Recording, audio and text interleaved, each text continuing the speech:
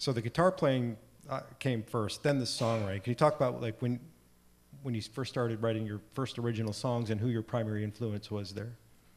Well, actually, I was listening to Hankton stuff and John Dees. And Yeah. Don't tell him. Don't tell him I did that. But and I discovered this guy that was way out there in nowhere called Willie Nelson. And I loved the way that he phrased. I loved the way that he sang. And he just wrote absolutely wonderful songs. Yeah.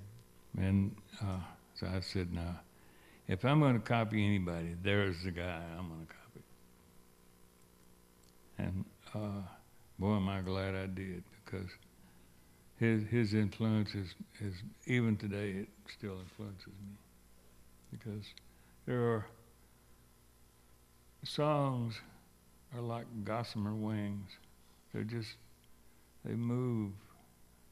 You don't know where it's going to go next. And you got to be able to have faith in the fact that it will light where it needs to, you know.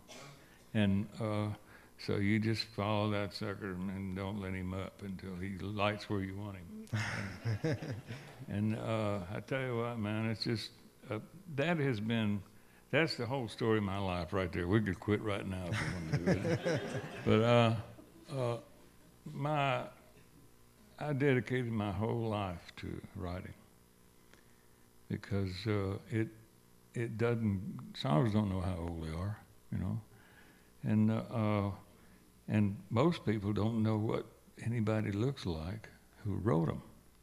So you can be 907 years old and nobody recognizes you, you know. But I always thought that one of my best things was to walk into a little place, had a little meet and three, and sit down at the counter and be a couple of farmers there, you know, one on each side of you. And then whenever you're talking to them, hey, how you doing, man? I'm fine. How's the crops doing? Oh, I'm doing good, you know. And, said, and then whenever I'd get up and leave, I'd say, well, see y'all later. And just as I was walking out the door, I would hear one of them say, who in the hell was that? And the other guy said, I don't know.